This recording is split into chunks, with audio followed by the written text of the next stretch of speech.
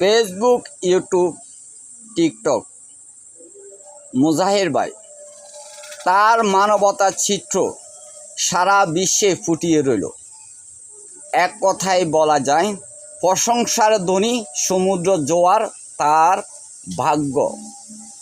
যেখানে যাইবেন, যে অপশনে দেখবেন, মুজাহির ভাইয়ের উদার মনের চিত্র, মানবতার চিত্র অফুরন্ত, শেষ নেই বললে চলে।